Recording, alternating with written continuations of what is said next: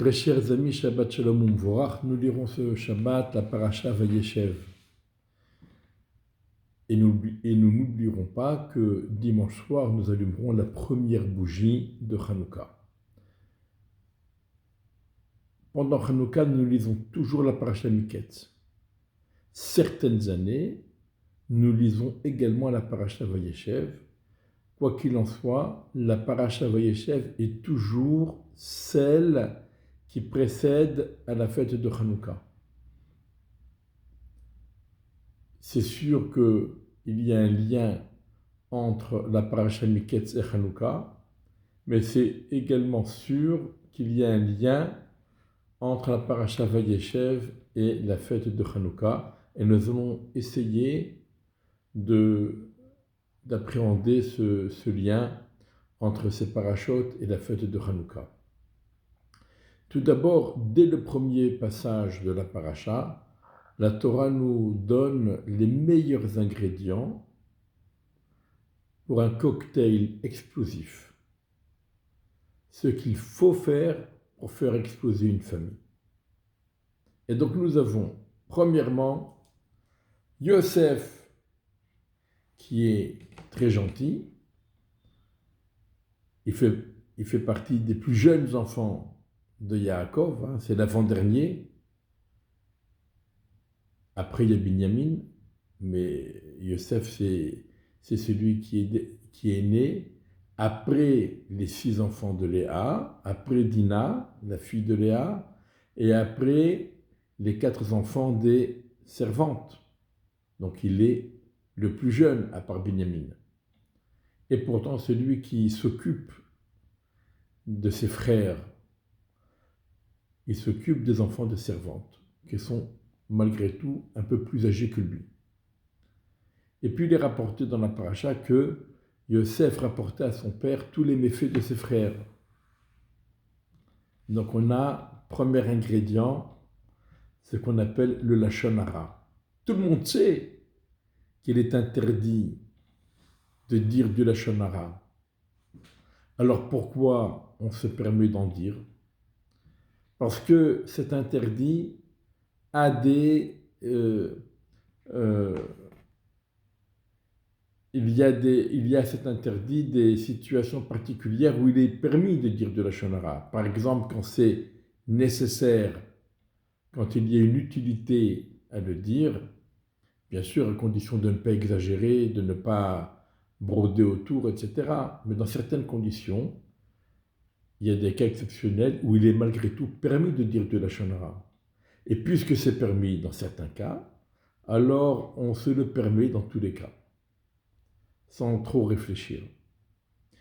Et donc Yosef, qui avait certainement des bonnes raisons et des bonnes intentions, il rapportait à son père tous les méfaits que commettaient ses frères. Donc premièrement le lashon hara. Deuxièmement, Yaakov Ahav et Yosef. Yaakov, le papa, aimait, c'est-à-dire préférait, Yosef à tous ses autres frères. Mais ce n'est pas resté intérieur, ça s'est exprimé ouvertement. Il a offert à Yosef une tunique particulière à laquelle les autres n'ont pas eu droit. Donc la préférence, la différence, la préférence. Et ensuite, il y a Yosef qui rêve des rêves de grandeur.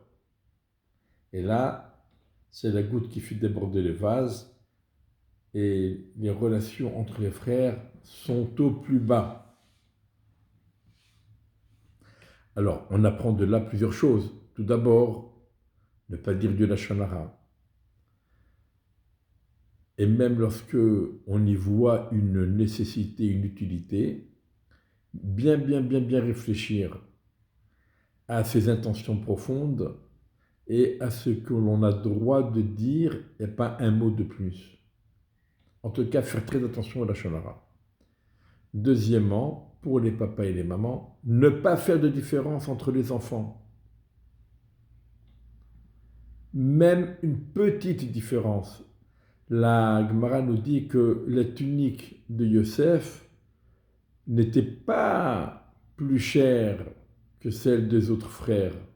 Elle était un tout petit peu plus chère, un tout petit peu plus belle, mais pas quelque chose de flagrant. Et malgré tout, ça suffit pour éveiller la jalousie des frères. Troisièmement, même quand on a de l'ambition, on n'est pas obligé de partager ses rêves avec tout le monde. Il faut bien réfléchir ce qu'il est judicieux de partager avec les autres et ce qu'il est préférable de garder pour soi. Quoi qu'il en soit, Yosef a été vendu. Alors, les frères ont décidé au début de tuer Yosef, ensuite de le jeter sous le conseil de Réhouven, de le jeter dans un trou, et ensuite sur le conseil de Yehuda, de le vendre en esclave. Et donc Yosef se retrouve en Égypte. Comment? Et il est esclave de Potiphar. Là, la femme de Potiphar, qui elle aussi, nous dit le Midrash, elle aussi elle avait ses raisons. La femme de Potiphar finit par calomnier Yosef et l'accuser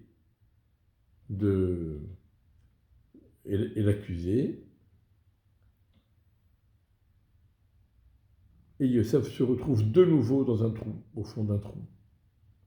Et là, il rencontre les deux ministres de Pharaon qui ont fauté vis-à-vis de leur roi, de leur souverain, et qui ont également été jetés dans la même prison que Yosef. Et Yosef, ils vont faire un rêve qui va les déprimer. Yosef va interpréter le rêve. Les choses vont se passer comme Yosef l'avait annoncé. Le maître échanson va être établi dans ses fonctions, tandis que le maître peintier va être condamné à mort et exécuté. Yosef veut demander au maître échanson de se souvenir de lui pour le sortir de ce trou où il a été jeté injustement. Mais bien sûr, le maître échanson va oublier Yosef et va le laisser croupir dans ce trou encore 2 ans. Alors, on va revenir au début de la paracha. Yaakov demande à Yosef, donc les frères sont partis faire paître les moutons du côté de Shechem, et Yaakov demande à Yosef, Lecha ve'eshlachacha lehem, va, je vais t'envoyer vers eux. Yosef est prêt, Hineni, je suis prêt. Vayomerlo, il lui a dit, Lechna re'e, va maintenant voir et shelom achecha, ve'et shelom atzon. Shalom achecha, le shalom de tes frères. Qu'est-ce que ça veut dire, le shalom de tes frères? Va'ashiveni davar, je veux un compte rendu. Reviens me rendre compte de la situation. Yosef part, il se perd dans les champs, et quelqu'un lui demande qu'est-ce que tu cherches. Il répond, mes frères, je recherche. Et l'homme lui dit, ils sont partis d'ici, etc. La façon de s'exprimer ici est étrange. Qu'est-ce que Yaakov veut? Qu'est-ce que Yosef recherche? Yaakov a demandé à Yosef de lui rendre compte. Mais on sait bien que Yosef ne rendra compte à son père que dans 22 ans. Il aura attendu 22 ans avant de redonner signe à son père, alors qu'il aurait pu le faire plus tôt. Il aurait pu le faire 15 ans après, 15 ans, 12 ans après, euh, il aurait pu faire un signe à Yaakov. Il ne l'a pas fait, il a dû attendre 22 ans. Pourquoi? En fait, la question est là. Yaakov a 12 enfants. Évidemment, chaque enfant a son caractère, a sa personnalité, a ses rêves et ses ambitions. Abraham n'a eu que 2 enfants principalement, Yitzhak et Ishmaël. Yitzhak n'a eu que 2 enfants, Yaakov et Esav. Et la différence entre l'un et l'autre était flagrante. La Torah nous dit Esav ish sadeh, Yaakov ishtam. Esav est un homme des champs et Yaakov est un homme intègre. Mais là, nous avons 12 enfants tzadikim.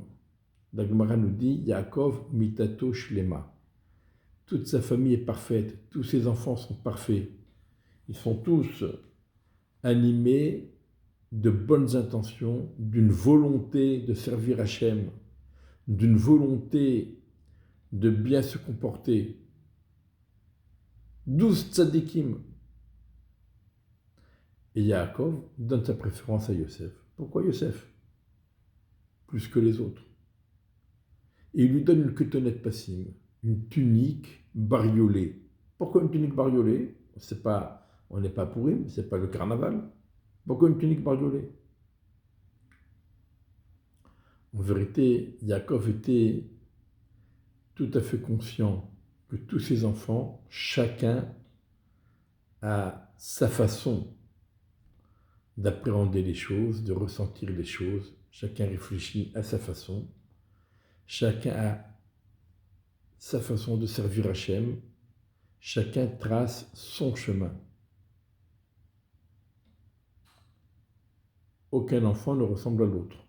12 enfants, 12 personnalités. Et il faut les tenir. Et il faut faire en sorte que la famille soit réunie, soit consolidée. Comment faire? Et Yaakov, il a décelé chez Yosef cette force fédératrice.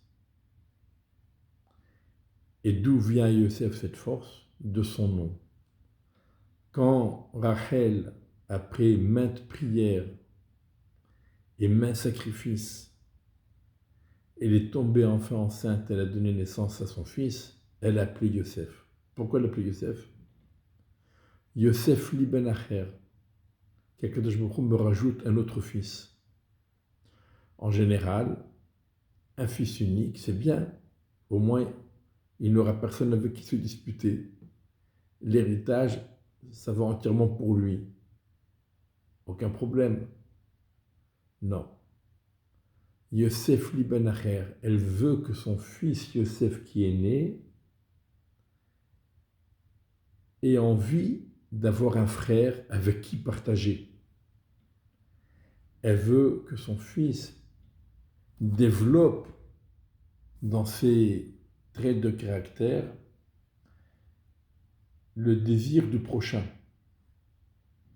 Partager avec quelqu'un, s'associer avec quelqu'un, vivre avec quelqu'un. Et c'est dans le nom de Yosef. L'autre est présent dans le nom de Yosef.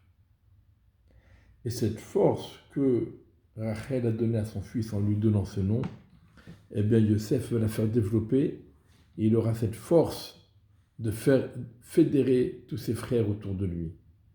C'est pour cela que Yaakov, il lui donne une tunique bariolée. Pourquoi une tunique bariolée?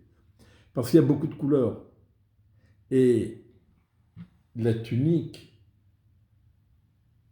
quand on fait n'importe quoi, plein de couleurs de partout comme ça, c'est pas forcément beau.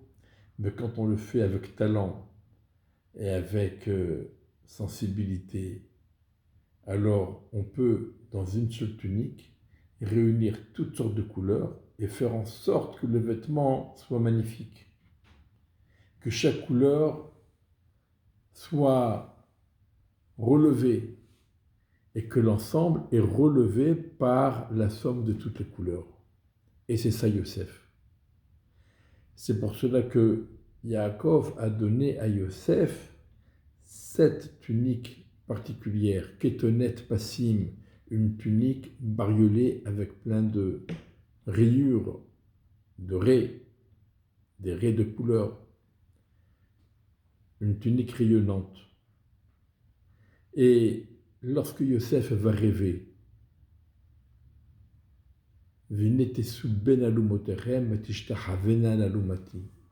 vos gerbes se mettent autour de moi et elles s'inclinent devant ma gerbe.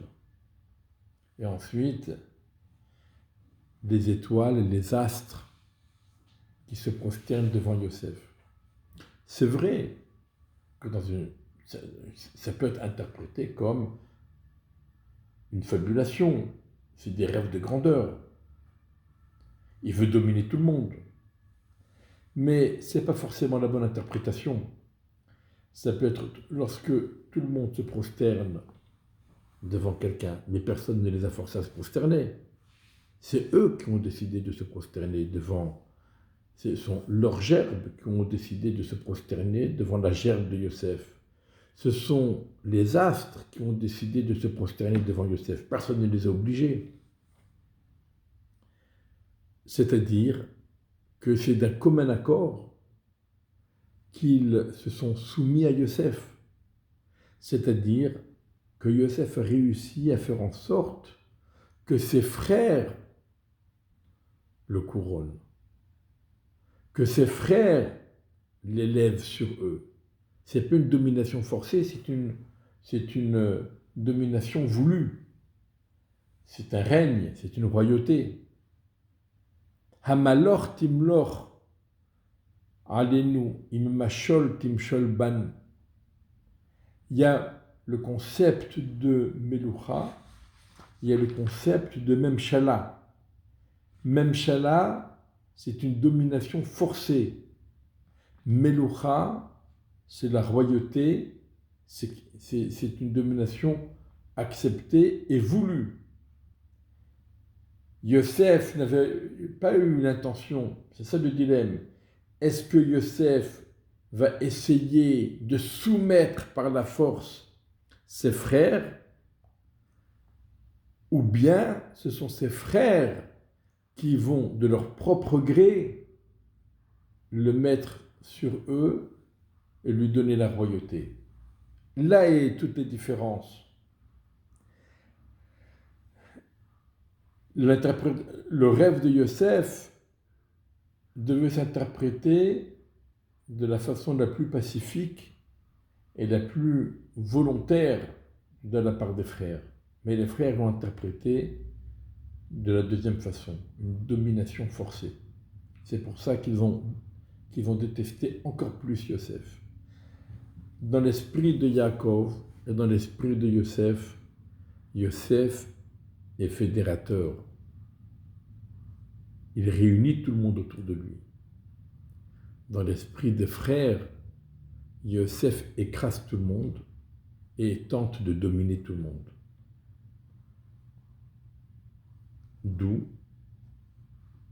la suite de l'histoire que tout le monde connaît. Et nous avons ensuite un nouveau point. Qui est responsable? On va voir que Yehuda va être déchu de sa position. Les frères vont dire à Yehuda, c'est toi qui nous as dit de le vendre, on t'a écouté, si tu nous avais dit de le ramener à son père, on l'aurait ramené. Face au deuil de Yaakov, les frères craquent. Mais Yehuda ne craque pas. Yehuda n'a pas reconnu ses responsabilités. On était tous ensemble. On a jugé et condamné Yosef. On a préféré le vendre plutôt que de le tuer.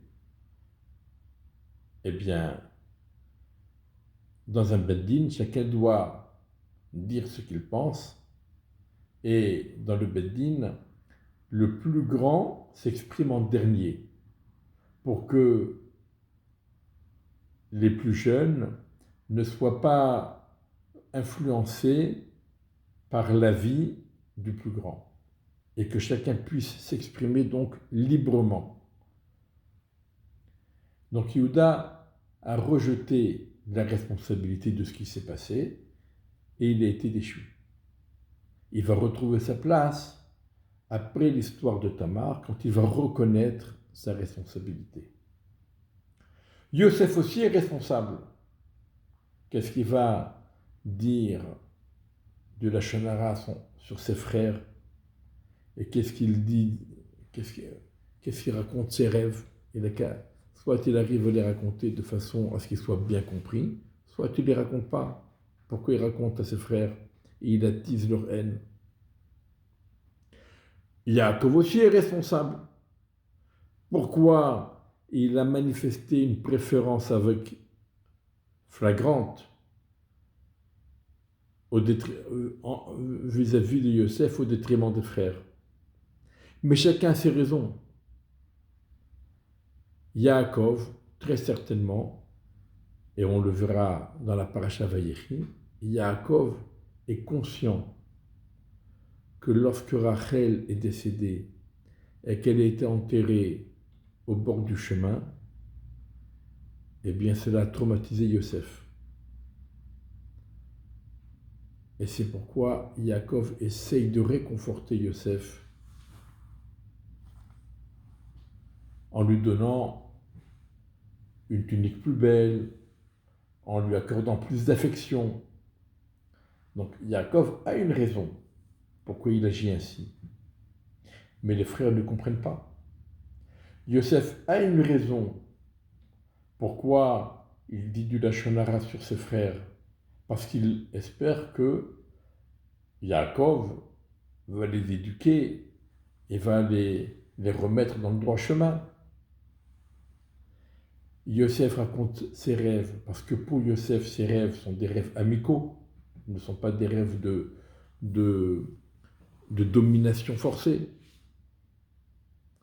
Les frères détestent Yosef, on a très bien compris pourquoi.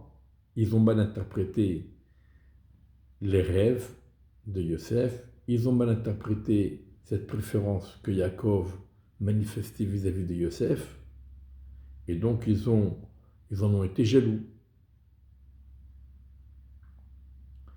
Yehuda n'a pas accepté sa part de responsabilité parce qu'ils étaient tous présents. Il y a un seul qui n'était pas présent, c'est Réhouven, qui a essayé de sauver Yosef. Mais finalement, il n'a pas réussi. Donc on voit comment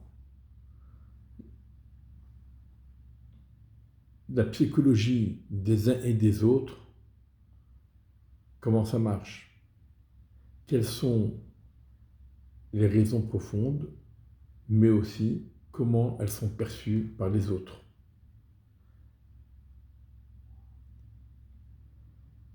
Yosef se trouve en Égypte. Et là, on en vient au Nes de Hanouka. Le Nes de Hanouka, la mitzvah, la seule mitzvah qu'il y a à Hanouka, c'est d'allumer la bougie de Hanouka dans un endroit visible où tout le monde pourra voir la bougie et se rappeler du miracle. C'est-à-dire se rappeler de l'existence de Dieu, de la présence de Dieu, de l'intervention de Dieu. Toutes les forces de la nature dépendent de Dieu, toutes les forces de la nature ont été établies par Dieu, et Dieu peut agir sur toutes les forces de la nature. Et c'est ça la mitzvah de la bougie de Hanouka. Rappeler la présence de Dieu. Et dans cette parachute, on voit, alors des fois le miracle est flagrant ça veut dire quelque chose qui ne répond à aucune des forces de la nature. Quelque chose de totalement flagrant. Un bâton qui se transforme en serpent. C'est flagrant. De l'eau qui se transforme en sang, du vrai sang. C'est un miracle flagrant. Mais des fois, le miracle se fait au travers des lois de la nature, au travers des lois de la psychologie et de la pédagogie. Et les événements se bousculent et s'enchaînent pour que la volonté d'Hachem s'accomplisse.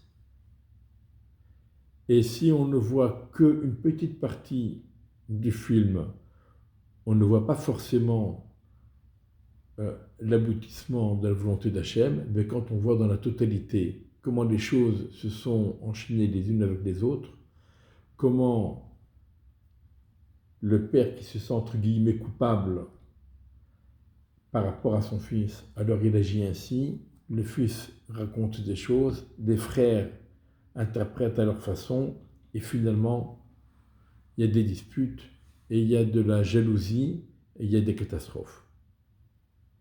On arrive chez Potiphar, et là, Potiphar comprend à 100% que la présence de Yosef lui apporte la bénédiction d'Hachem.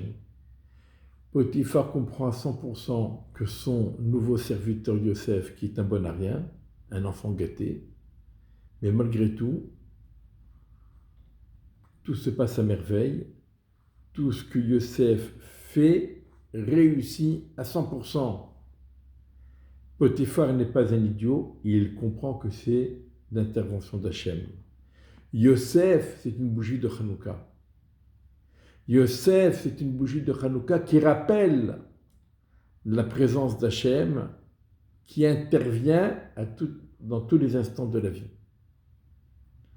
C'est ça la paracha, les parachutes que nous allons lire maintenant.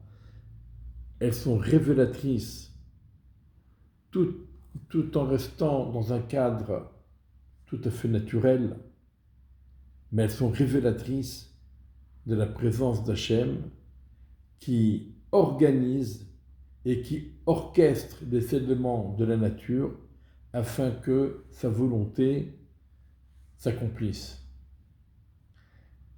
Inspirons-nous de toutes ces parachutes et renforçons-nous dans notre foi et notre confiance en Hachem. Et qu'Akadosh Baruch Hu nous accorde cette année, comme il y a de cela à peu près 2300 ans, qu'il nous accorde des miracles et qu'il se révèle à nous et se manifeste dans tout l'univers en envoyant Meshiach Tzidkenu, en nous rendant le Beth Amikdash où nous pourrons tous ensemble, dans l'union, la paix, la joie, de servir de notre mieux. Shabbat Shalom Umvorach et bien sûr Hanouka Sameach.